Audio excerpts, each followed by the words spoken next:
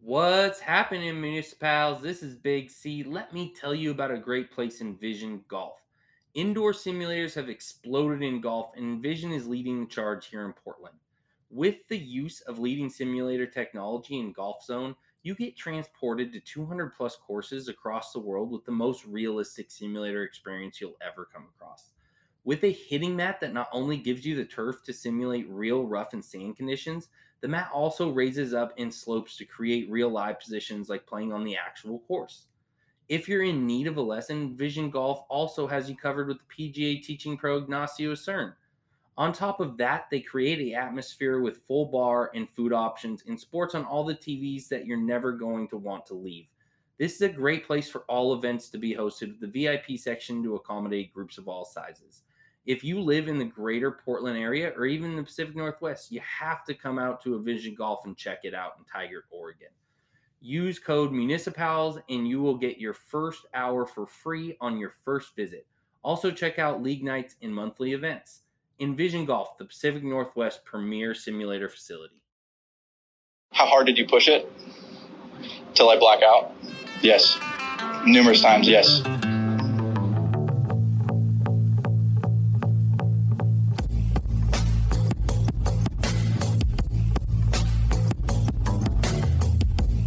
What's happening, municipals? This is Big C. We have now reoccurring guest Bean Mace, Brian Mace, whatever you'd like to call the man. What's happening, sir? Oh, lovely evening. Played 18 at Wildwood, then spun 9 around the neighborhood golf course on some urban golf. So I've been out there today. Burned up real nice. Hit a few shots. Oh, I'm gonna be sore tomorrow. I'm paying for it. Yeah, if anybody hasn't played Wildwood, and that's kind of going to be the topic of discussion tonight. So this is the end of our series for the Portland Golf Series for Ashton coming up. And if anybody hasn't been out to Wildwood, it is not a flat course. I mean, if you're walking, even if you're riding, it could be a bit of a trek. So, but when Ashton was out here, a course that I've always wanted Ashton to see and play, which I considered while I lived in Portland before we moved down to Salem as my home course, probably the course I played the most, especially with Bean and a lot of our boys out in Portland. We all probably consider Wildwood our home course because Ryan, the general manager, son of the owner and designer of this course, is doing an absolutely impeccable job with Wildwood. I mean, went down to merch, keeping the course in pristine condition, really dialing this place up to be kind of a premier stop for anybody that comes to Portland that wants to play a course that they're not probably going to run into anywhere else in the country. It's a very, very unique style of property and also very unique style of golf. Kudos to Ryan, absolutely dominating the general manager game in golf. We're going to get into it. So, fun thing here. We only got to finish 9 holes. Went out there Sunday, drove up from Salem, met up with our boy here. And, round started off great. Checked in, got to see Brian. You're gonna have to remind me his name. What's the young buck? Kern? Yeah. Kern. Yes. Shout out to Ryan and Kern, just the greatest people on the planet. Greatest people on the planet. And to be honest, every single person that works at Wildwood is a wonderful individual. Like, true. Down to, the ladies that work the front desk, Kern that's helping out Aaron and Ryan with the day-to-days, the cart girls, the marshals. One thing I will give props to Ryan, and what you don't see at most courses, is he has a starter and he also has another guy, both older gentlemen that I'm assuming Ryan probably just gives them free golf to be starters and marshals. and he's got these two older guys that are holding down the fort. They're not letting shit come through. I mean, they're holding it down. They're doing their jobs very well. So I give props to Ryan and what he's got those guys doing, because it's incredible. But before we even get into golf, I mean, let's talk about Wildwood and the moves they've made in the merch game. I mean, Oh that man. alone. I mean, Ryan is teamed up with every bespoke, like, big name out there on the like trendy side of golf to get the beautiful, Wildwood logo on as much merch as he possibly can. He has taken a big page out of Matty Brown's book out at Manzanita and Highlands, and has definitely ran with it. And I give him all the props in the world, because I mean, the merch and the way he's displaying it, and having Drew from Muni Kids come in and paint the inside of the clubhouse. And I mean, it's just a unique place. I mean, it's incredible. Oh, dude, it's so good. You could spend a hell of a lot of money up there. Like I said, I was up there today. Fantastic place. It's gonna bankrupt me eventually. So much good stuff, especially the Jones stuff. He's got the backpacks, the shag bags. Man, there's literally not a bad piece in there. No, I mean, he's working with Thump doing divot tools and alignment sticks. He's working with the Muni Kids. He's working with Jones, Seamus. I mean, it's endless, the people that he's working with, and he's having head covers made. And I'm going to tell you right now, I think the company's called CMC Golf Head Covers, but the leather stitched putter covers with the Wilbur logo, is that the name of the Sasquatch? The Squatch is Huber, right? Huber. I don't know why I said Wilbur. Huber. But the head covers are absolutely money. Probably some of the best head covers in golf. Yeah, I mean, I want them all. I'm gonna get them all eventually. It's just, man, they're so damn good. Everything with the Squatch logo on there, it's so good. Like, it's orange and it looks good. That's how you know it's good. I can't rock orange, and the only things that I own that are orange are from Wildwood, and it's the only time I probably will buy anything of that color scheme, because it's just impossible to not pick one of these up.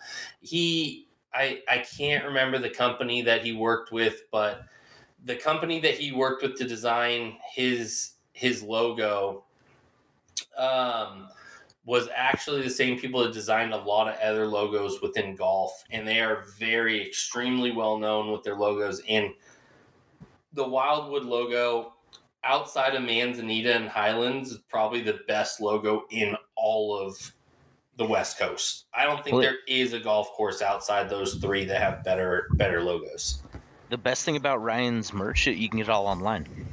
Wildwoodgolf.com. Go check it out. Buy some stuff. It's fantastic. Ryan does a great job.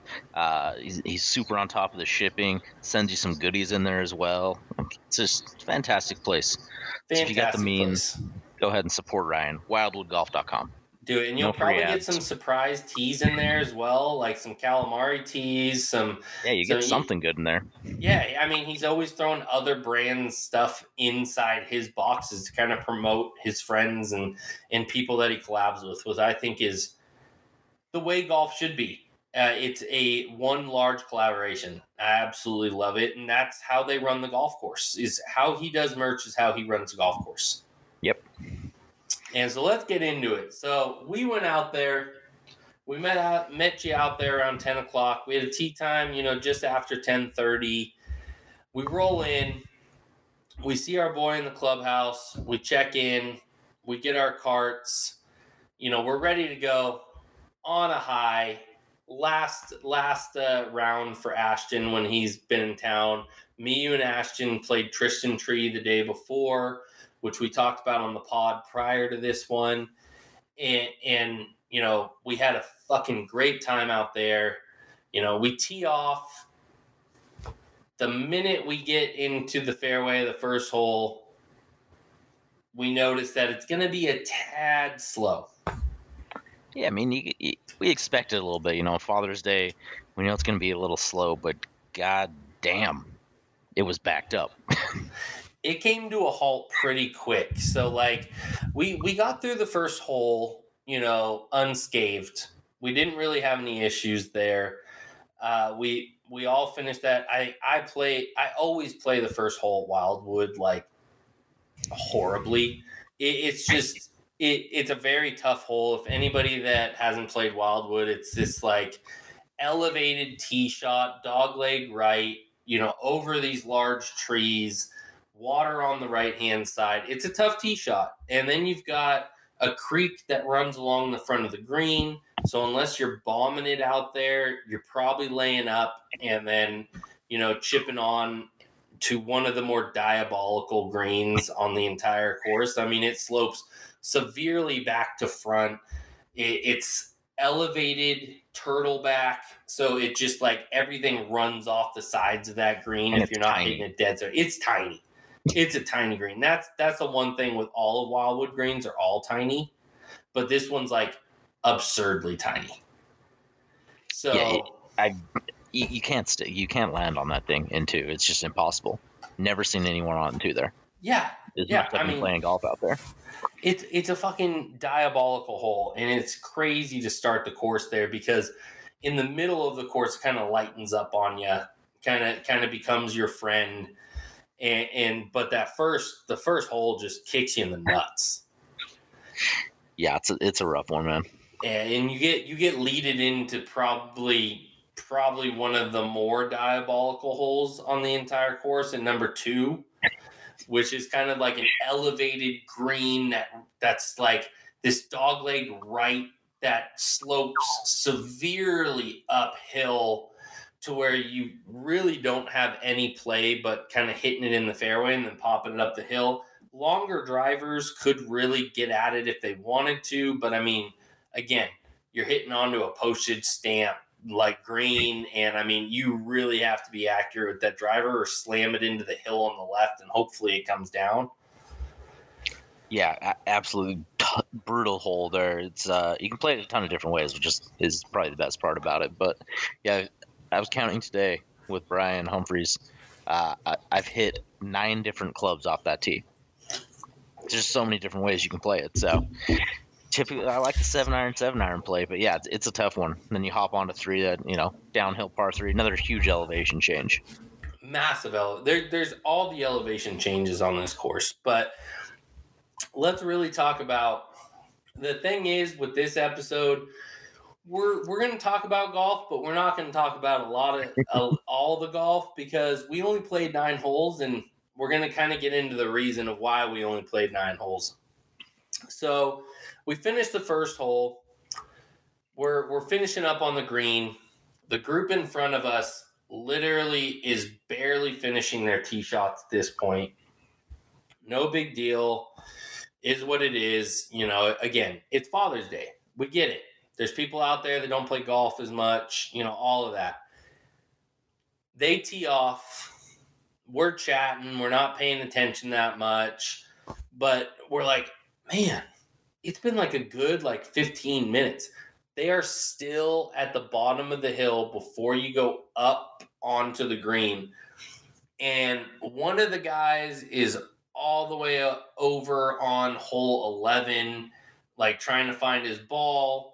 The older gentleman that's in the group, who's going to be the main problem and main antagonist in this story, is on his 7th fucking shot. And it's a shit show. And these guys find out on the second hole that it's cart path only. And so we hear them walking off the tee box oh, this is bullshit. I don't understand why it's cart path only. And at this point, it's raining on us. We're legitimately being rained on. Rain. It was coming down. It was coming down. And so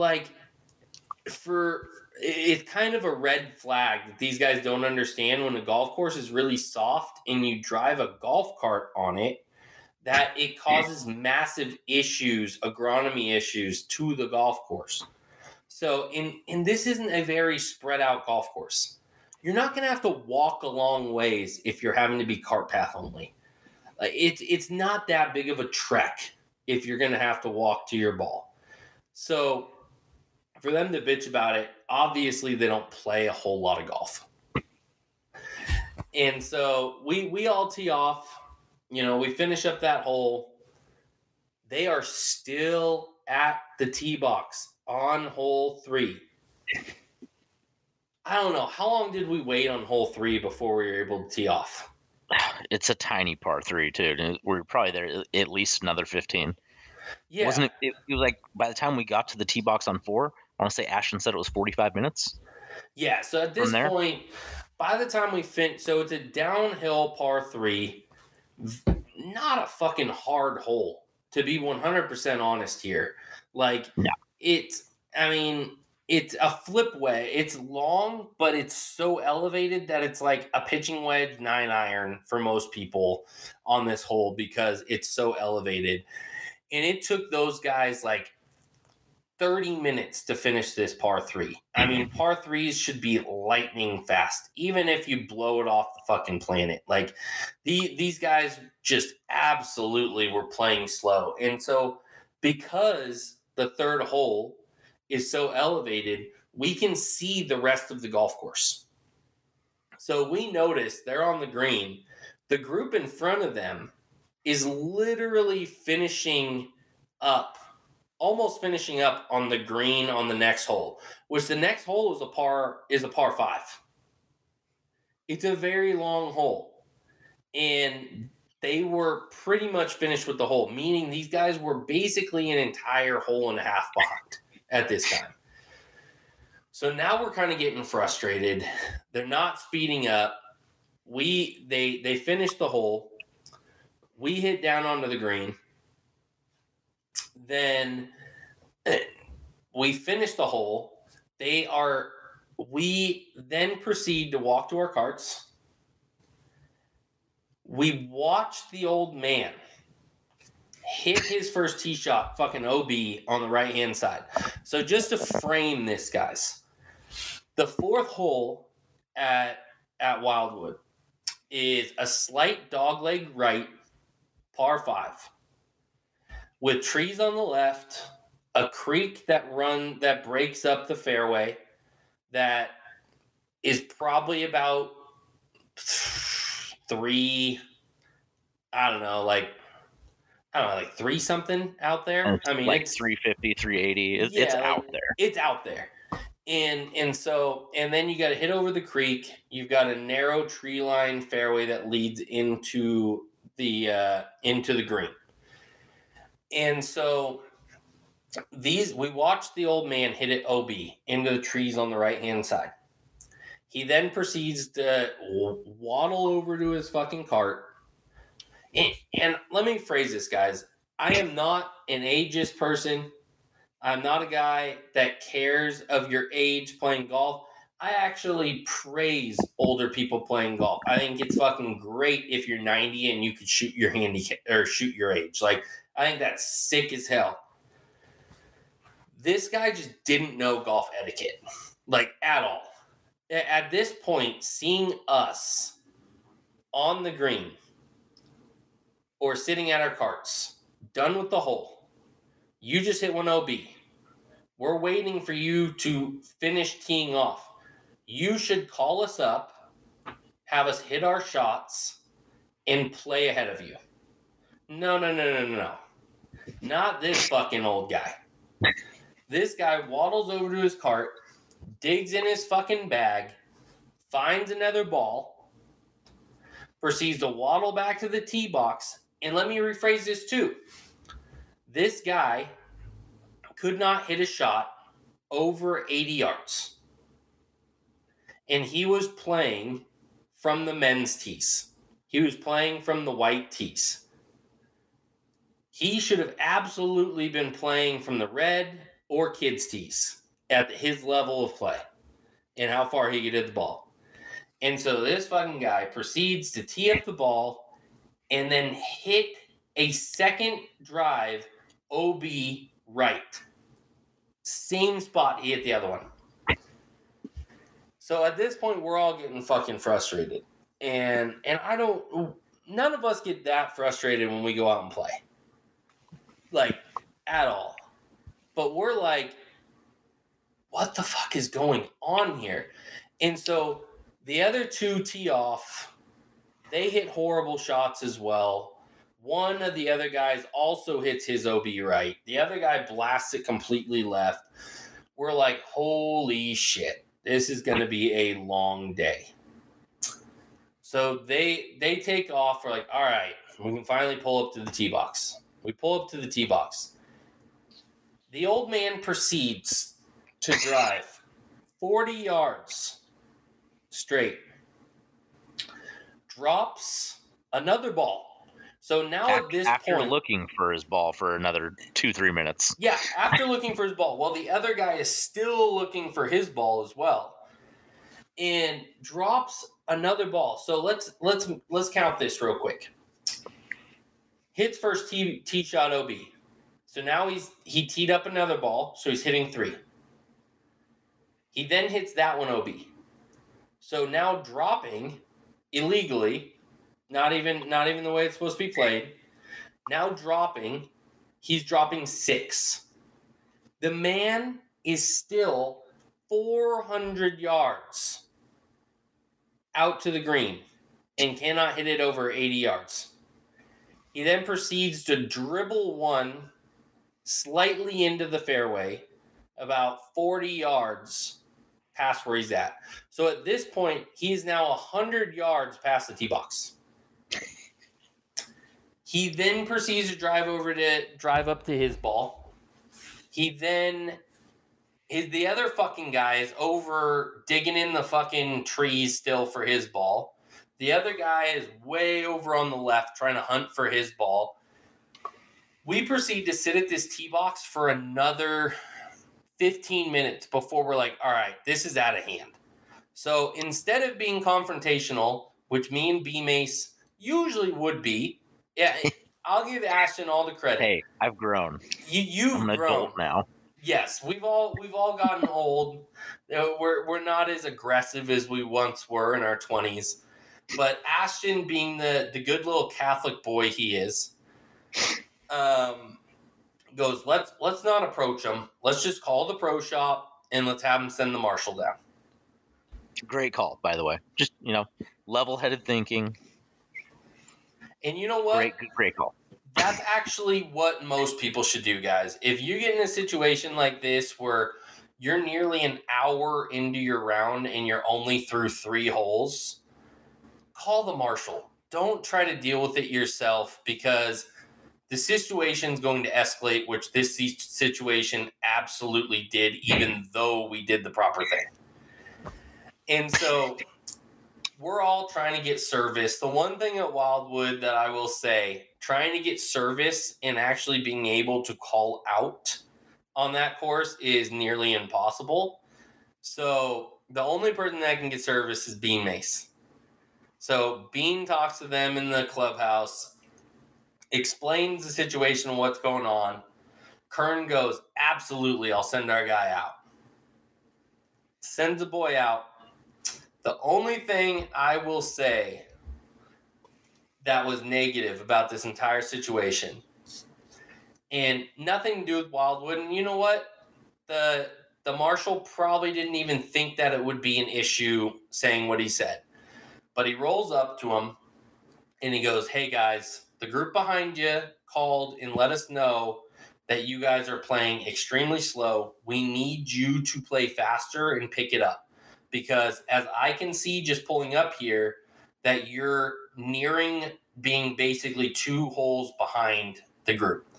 So they're now upset because they know that us, these fucking like hoodlums behind them who are in like hoodies and like joggers and shit are like talking shit. They assume that we're talking shit and we had somebody come out and basically yell at them. So they pick it up a little bit. They keep it moving. The marshal stays out there with them for the rest of the hole, make sure that they're moving along and all this shit. And then so we play the hole, we finish up the hole, and we hit our approach shots onto the green. While we're walking up to our approach shots, the old man then just gets out of his cart. He waits for us. He waits for us. So like they end up teeing off because they're trying to play a little faster. And his two, I don't know if they're his nephews, his sons, whatever they were, took off towards their ball. The old man then sits there and waits for us. The marshal is kind of hanging out between like multiple holes, kind of just feeling the vibe to see if he's got to like get anybody else moving, but they're really the only people that are like severely holding up the golf course. And so he's there.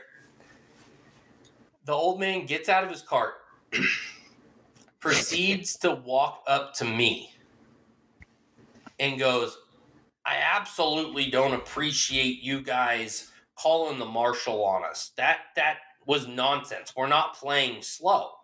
I believe he called us low class as well. Yeah, he calls it low class. And I look at this guy, and if anybody knows me, I'm straight up honest. I don't care who I'm talking to. I'm going to tell you like it is. Like, there's no fucking sugarcoating it with me. And so I look at the old man, I go, do you see that entire hole in front of you? You are an entire hole and a half, almost 2 holes behind the group in front of you. And you staying here, saying the shit that you're saying, is only causing more issue. He then starts mouthing off. Do you remember what he said after that? I tried to ignore him. I was trying to walk away. Luckily, he's trying to argue with you. You proceed to tell him, hey, maybe move up a tee. Maybe tee off from the reds. Ashton tries to keep calming you down. I walk away. Luckily, the marshal just steps in, basically makes him leave.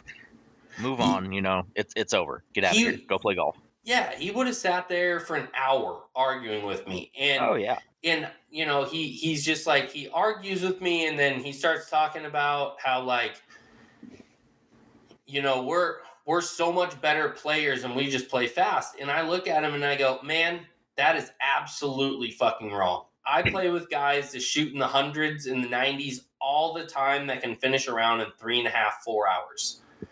You are not at the ability to play at the tees that you're playing at. You need to move up. You need to move to the red tees. And he took massive, massive offense to this.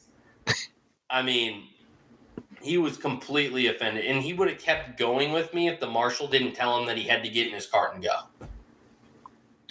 And I'm like, my blood is boiling at this point. Because I'm just like, the nerve of this guy to see in front of him that he is almost 2 holes behind the group in front of him. So the hole after that we're playing is a short par 4, followed by a downhill par 3, and then a par 5 that comes back. The group in front of them are literally on the green of the par 3. They are just leaving the tee box of the par 4 before the par 3, meaning that they are almost a full 2 holes behind. And so they take off. We're all like irritated and like blood's boiling, like super, super fucking irritated. We're just like, all right, well, hopefully that they're going to speed up and that's going to be the last we're going to have to deal with them. Oh no. Oh no. Not so fast, my friend. Not so fast. These guys were not going to let this go. They were not going to leave it alone. So these guys, it's a very short par 4. And so we're like, you know what? We're going to keep it moving. We're going to keep on their ass because they need to start going quick. I will give them credit. They started speeding up a little bit, like a little bit. They played at a normal player's slow pace. Yes, normal slow pace instead of like ultra fucking slow pace. And so they round the corner up on the green. All three of us just bash our drivers. We're all within like 60 yards of these guys at this point. And so, me and you hit it right into kind of the trees, and we just have to chip it out over the bunker and hit a chip up. Ashton blows it a little bit left. He hits a great shot onto the green. These guys are now on the tee box, kind of almost feeling like they're waiting for us on the par 3. Like, I almost felt like they were taking longer because they wanted us to catch them. At that point, they wanted to talk shit. They wanted to run their mouths again. They wanted to fucking say something. And I'm sure the old guy, and we find out later, the old guy took minuscule things out of what I said to him and completely altered the conversation we had to how he wanted to imagine that conversation went in his brain, and told the other two shitheads he was playing with like his own version of the conversation we had. So now their whole group is like pissed off about us, and we can feel it. Like, you can feel the fucking energy coming off of their fucking group. And so, like, we all finish up the hole. They're barely walking off the fucking tee box, and you could tell they're like irritated and frustrated. Like, they're basically like quickly slapping their ball around and like just kind of like trying to usher themselves off of this hole like as fast as they can, which is still fucking slow as shit. And so they like slap it around. Basically, the old man just like picks up his ball and then walks over to the tee box. And while we're waiting there, what did the one guy say? He like yelled at us. Oh, I don't even remember at this point. Yeah, because we're waiting to tee off up the hill on the par 3. One of them actually hit a great shot. The best shot I saw any of them hit all day. Like, sunk like a 30, 40-foot putt, So shout out to that guy. But, I don't remember exactly what they said. He said, like, come on, or, like, go for it. Something like some generic statement. Yeah, I think they yelled at us, and they were like, hurry up and hit the ball so that you guys can play in front of us, so that you guys could be behind the group in front of us. Like, they caught, basically saying like they caught the group and like it's not their fault that they're playing slow. It's the group in front of them, which is fucking hilarious, because the only reason they sped up is because they got fucking yelled at, and then they were pissed off, so they weren't even finishing holes just to fucking get to be in the position they were at. They were behind a twosome who was slow as fuck, but they never even pushed him. No. So that's how fucking slow these guys were. They were 2 holes behind a slow twosome. Yeah. I don't know how it's possible.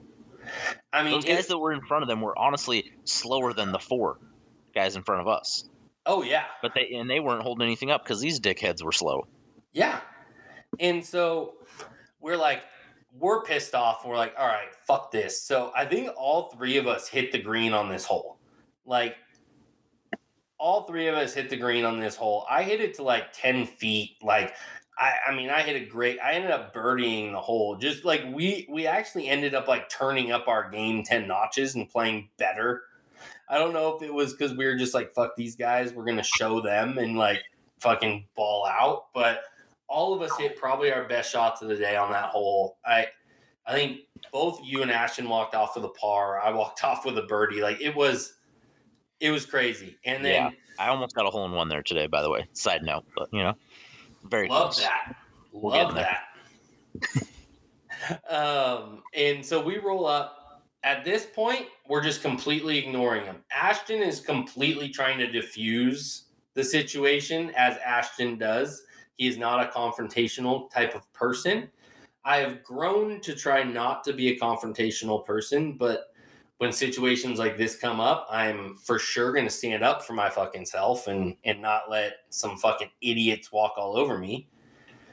And so they don't really say anything on this tee box. Like Ashton kind of walks up before me and you walk up, and he kind of diffuses the situation a bit and kind of goes like, "Oh, appreciate it, guys. Thanks for letting us play through," and like, his whole thing. He does the right thing. He does the right thing. I fully fucking ignore him. Like, I don't even look at one of them in the eye. Like, No. I just like grab my driver, grab my tee and ball, walk up to the tee. I even tried to be a nice guy and tell the guy that hit the long putt, like, "Hey man, nice shot," and he just completely ignored me, which, definitely cranked it up a bit for me. I was trying to be nice, and then he ignored my niceness, so now I'm fucking pissed. Yeah. I mean, they're just fucking dicks, and they didn't know golf etiquette. You could tell this was their like third round, like probably one of 3 rounds that they play in a year. Like, it's just, it just was very frustrating. And so we play ahead of them, and then we're playing fairly quick at this point. Then they decide that they're going to start picking it up. Well, you forgot on the tee box, after we tee off, the old man starts running his mouth again at you. Yep. Just generic stuff, like just saying he doesn't appreciate it again, rehashing the exact same shit he did 2 holes ago. So at this point, I just stood in front of him. Like, the way I described it was like, I nicely got in his face. Yeah. And let him know, like, hey, chill. It's fucking Father's Day. You're smoking a stogie, playing golf. Fucking relax, man. Enjoy it. And just stuck my fist in his face, like waiting. Would not leave until he gives me a fist bump. As like a gesture of goodwill, like forcing him to take the olive branch. Trying to diffuse the situation. He finally shuts his goddamn mouth. Quits flapping his gums. And we get to take off. And yeah, like you mentioned, we start playing quick. We have some great space. We had some great space. We actually played that hole pretty well for the most part. And then so we get to the next par 3, which is hole 8. And we thought the situation was diffused. We were like, all right, we're ahead of them. Not going to be an issue. We're past this. Let's have a great, rest of our round. We're good to go. So we finish up on the hole. We're waiting for the group in front of them, which we did catch. But I will give these guys mad credit because when they saw us get to the tee box, they actually saw that a group was behind them and literally was playing ultra fast to get off the hole. Like, they knew etiquette. And like, you can play slow if there's no one behind you. But like, if there's a group right behind you, either let them play through or like pick up your ball and move on to the next hole. Like, start, playing quicker. And so, these guys were waiting a little bit. So it gives the group behind us, the fucking dickheads, a little bit of time to catch us again. And so you could tell they wanted this. They wanted to catch us because they wanted to prove to whoever they were trying to fucking prove this to that they weren't playing slow. Yeah, it wasn't their fault. The course was all held up. That was their goal, and they did not achieve. They did not achieve it. And so when we're waiting on the tee box, Ashton and Bean are still kind of by the carts. I'm on the tee box already, holding my club, waiting for them to clear the green. And one of the young fucks walk up, like holding the cigar, like trying to light it, trying to be like all nonchalant and cool. And he just like looks at me dead in the eye and he goes, "Hey, you know that guy's 74 and a veteran?" Yeah, you can't talk to him that way. He's a Vietnam veteran. And I look at him sideways and I'm like, I don't know what you're talking about, but I didn't say anything offensive to him. Then what does the guy say after that? He starts popping up. Well, you told him not to get old. That's so rude. One, that's not rude. I don't know why someone would even fucking say that to begin with. It was never said. No one was upset with him for being an old man. Like you said, awesome. Stoked that he's out there. It's great. Just, know where to play from. Pick it up a bit. And yeah, the kid starts running his mouth, talking about how you're disrespecting him. And at this point, I've fucking had it. So I just step up, gently with some power to it, grab his arm and just walk him away. Like, hey, no, we're not fucking doing this. We're not doing this. Like, stop. Shut the fuck up. No one cares. No one cares. And get in his face a little bit and tell him, like, hey, look, we're not doing this, man. Like, you got it's the same thing I told him last hole. You got your cigar and go enjoy it. Like, quit. It's over. No one cares about this. No one's trying to fight the old man. Thank him for his service. Great. We appreciate it. But get the fuck out of here. So I try to I can become very hot headed, and so Ashton and Bean basically told me on the last hole, like, yo, if they come up again, just fucking ignore it. We'll diffuse the situation. So like, I don't say anything. Bean just stands up for me and kind of just like diffuses the situation, and I'm just kind of not even like acknowledging he's a fucking person. Like, I'm just completely ignoring him. And I think that also frustrated him. But when Bean basically told him, like, when he started mouthing off about like ageism and all this shit, and I was like, dude, none of that was fucking said. And then the guy goes to you, he goes, well, he's got dementia. And I was like, then we're like, well, why did you guys leave him by himself on that hole where he literally tried to get in a fight with me? Like, maybe if your grandpa has dementia, you probably first off should be riding in a cart with him. Why is he driving his own cart if he's got dementia? First off, he shouldn't even be allowed to be driving. Yeah, maybe take care of him a little bit. I don't know. Yeah. Maybe you're the one disrespecting him and treating him like shit. Exactly. Like, just because he's a vet doesn't mean he gets to do whatever the fuck he wants. Like, maybe reel the reins in a little bit. Like, I mean, if you want to get technical, you're a vet of the only war we technically lost, so you're a fucking loser. Just it's just like, but I just hate utilizing that as like a crutch. Like, yeah, like that's like, oh, he's a veteran, so he gets to do whatever the fuck he wants. He can mouth off, and you don't get to be an asshole. Sorry. You don't get to be an asshole. Get over it. And so, like I told him, I nicely told him, like, hey, we're stopping it right now, or I'll walk back over there to your carts with you, and I'll take care of all four of you by myself. Like, I have no problem doing that. Nicely telling him, hey, I'll fuck your face, buddy. I was done at that point. I was ready. We were all done. So we ended up teeing off and hitting good shots. And by the time we got up to the green, I think I looked at both of you guys and I was like, dude, I hate to do this, but like, I can't play in front of these guys for a full 18 holes. Like, I just can't. And so we all agreed that, hey, after the front nine, we're just going to walk in and get a rain check for the second nine. And we know, because how Ryan teaches these guys how to create optimal customer service and how they handle things, that they were absolutely going to be totally okay with that. And they were. And the minute we kind of walked up and I took my bag off the cart and they saw like we were doing that, the marshal comes right up to us and he's like, what's going on? And we told him, like, hey, you know what? They continued to mouth off to us. Like, after you left, every single hole they had something to say.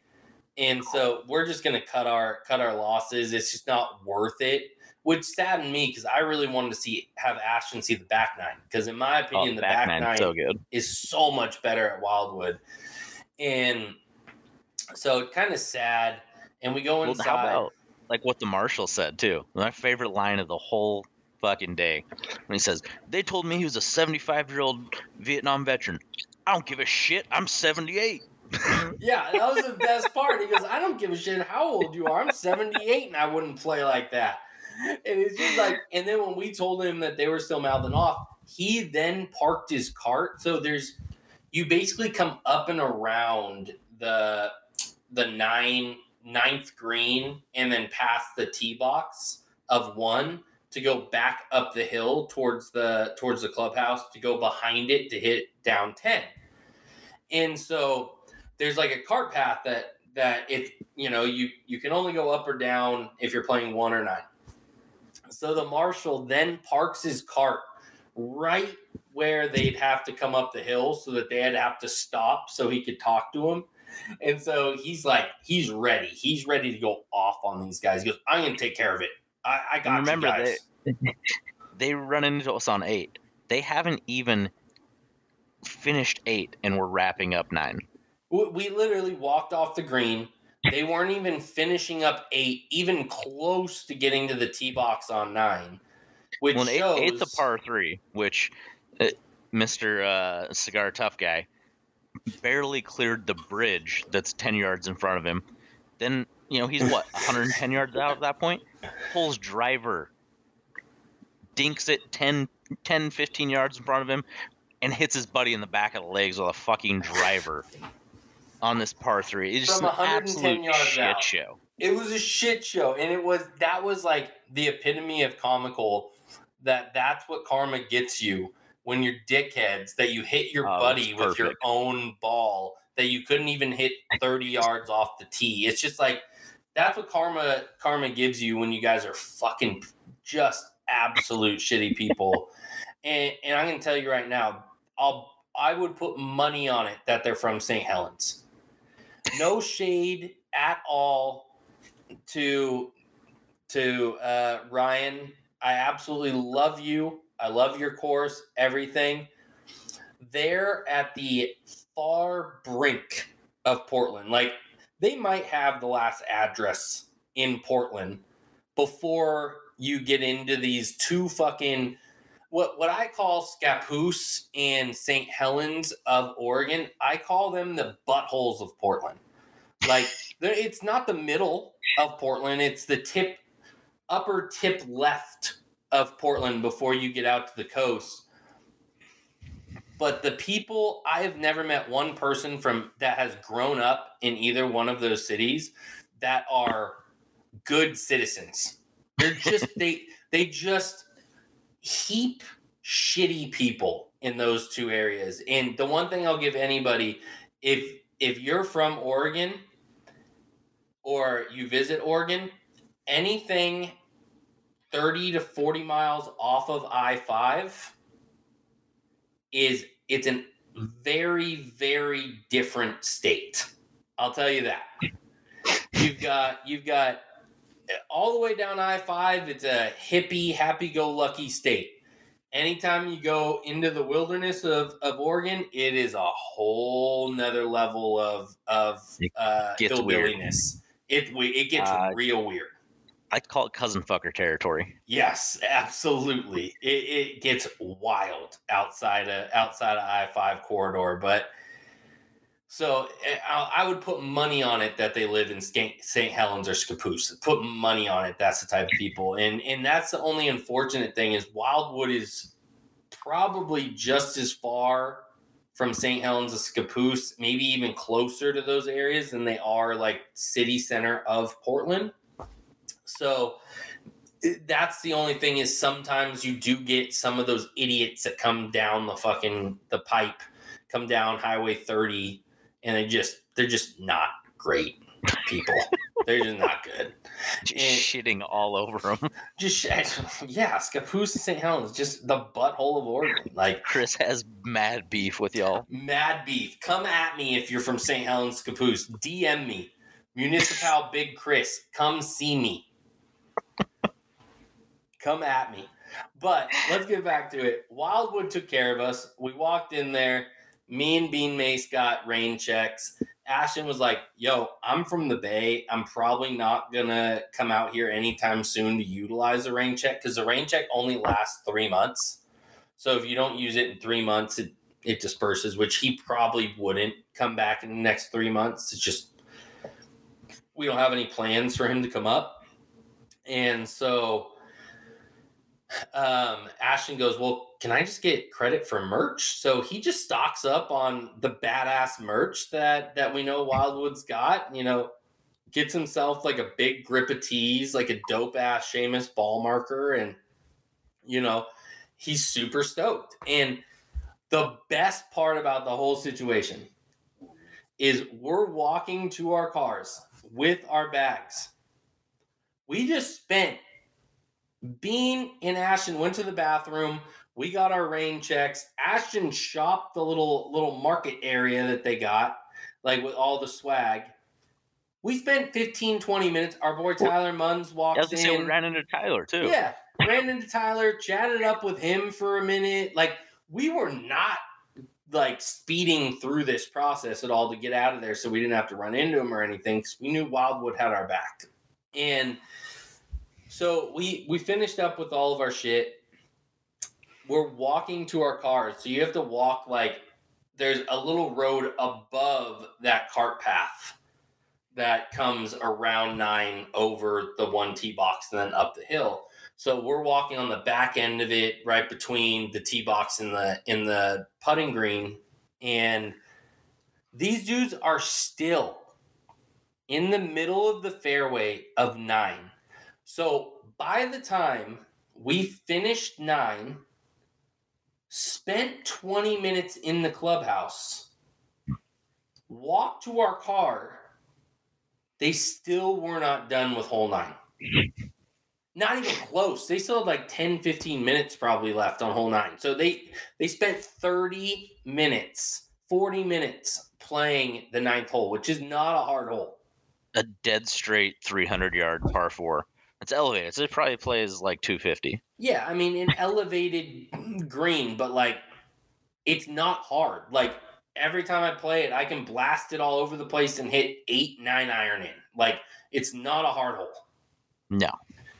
And these guys are still in the middle of the fairway. Just like chef's kiss, kind of we made the best decision possible.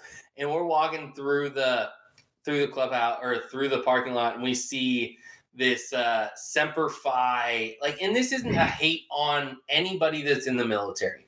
No, I said the shitty thing about Vietnam people earlier. I was joking. It's all good. It's all a joke. We no hate for anybody that serves our country. We appreciate anybody that sacrifices that. But we could tell old Saturn View with Semper Fi all over it, and like veteran license plates were like, oh. But like, they weren't even good stickers. They were like shitty stickers put on crooked, like, just like, imagine an old man car that like his whole identity is being a veteran. Yeah, that's exactly what it was. It's all he's got. And so we were like, oh, that's gotta be that guy's car. And so we get to the parking lot. We're like, let's go get a beer. Let's get some food. We go to one of our favorite places, Great Notion in Slabtown, back down in Portland. Watch the end of the U.S. Open. Great way to finish the day. And the funny thing was they were shorthanded. It was just kind of how the day went. And so we were at Great Notion. They were shorthanded. I had to ask the bartender like 6 times to put U.S. Open on the TV because he had something nobody gave a shit about. He had like the rugby. Eastern Conference Finals of the rugby. Yeah, like rugby nobody league. gives a shit about this. And I had to ask him like 6 times to spend half a minute to change it to the U.S. Open. And so we ended up watching most of it on Ashton's phone. Yeah, I mean, it was like the best shitty day you could have, Yeah, I mean, everything went wrong, but it was a great day. Yes. Luckily with you and Ashton, and we can fucking laugh about it, and I can do a podcast about it, and it's hilarious. But like, my PSA to anybody playing golf: 1, play your proper tees. The whole time I played with Ashton while he was in town, I played 1 tee in front of Ashton. I'm 34 years old. Like, I got no shame knowing that I need to play from 64, 6,500, not 67 to 7,000. No shame in my game. Like, that's where I'm at.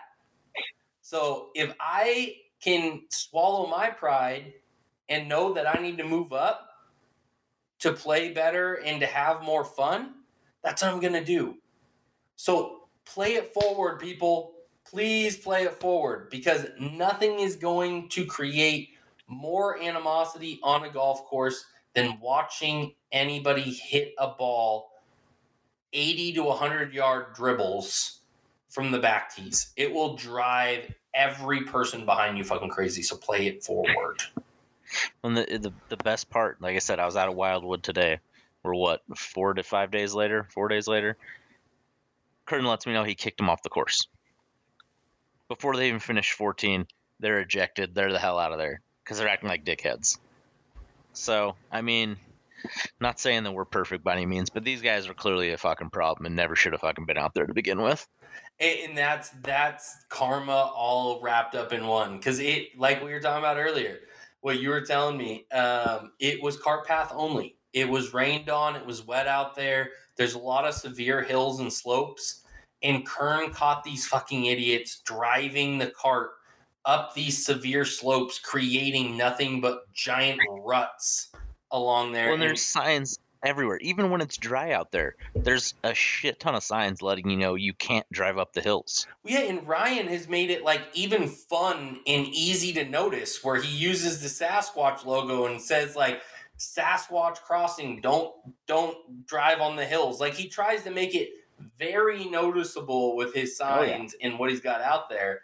And these fucks just decide to ignore it and drive all over the golf course. And I feel bad for Ryan because he's got to deal with these guys all the time. And like on our way to, or when we were at Great Notion, you DM'd Ryan and kind of gave him a little brief synopsis of what happened. And Ryan was just like, fuck, man, every day. Yeah, he's got to deal with that shit constantly. I chatted with him a little bit today. Super apologetic. Definitely wants us back out there. It's obviously not his fault. Staff's great. Wildwood's great. Literally never had a bad experience with anyone out there. Played in men's league out there. Play out there by myself a lot and get paired up with randoms. Like literally everyone there is cool as shit. Dude, I ran Muni Madness out there all last summer. When people are always hanging out on the great patio set up out there. Great patio. Food and drink before, after the round. Yes. Like you don't even have to go up there to play golf, honestly. Go up there to hang out. It's a fucking great place. It's a wonderful place. And this is not to deter anybody to go out to Wildwood. Because again, this was our first. Between me and Bean, we've probably played out there a couple hundred times. Yeah, I mean, I don't want you to go to Wildwood unless you take me because you're taking up all the damn tee times and making it harder for me to get out there. Exactly. That's the only reason I wouldn't want anybody to go up there. Because the tee sheets are filling up and making it difficult for us to consider it our local course to go out and play. But like, it's a great course. Go out and play it. I'm really excited that we got to talk about this scenario because it was comical after the fact. Had my blood absolutely boiling during it. Yeah, I'm just glad it happened when I'm 36 and not 26 because it would gone a little bit differently, unfortunately for me. Yes, and I don't think either one of us have to get in a fisticuffs altercation with a 74-year-old veteran that has dementia. Yeah, like I wasn't even. He isn't a dickhead, but man, the other guy was. I wanted to knock even that more cigar down that fucking guy's cocksucker. Yeah, couldn't fucking stand him. So I mean, horrendous. Explicit language warning on this one. My bad. Yeah, we'll have to talk like a sailor. We'll have to put that the parental warning on this one, like they have on all the CDs. Yeah, Shout absolutely. out. Most of you guys might not even know what a CD is, but like, Google it. Oh man, yeah. Shout out to old people that aren't dicks and the military too. Shout it out. Shout it out. Brothers. Thanks, brothers. All right, Bean. Well, as always, it was a pleasure to have you on, and let's get out soon. Hey, I'm always ready. Let's get it. Yes, sir. Take it easy, bud.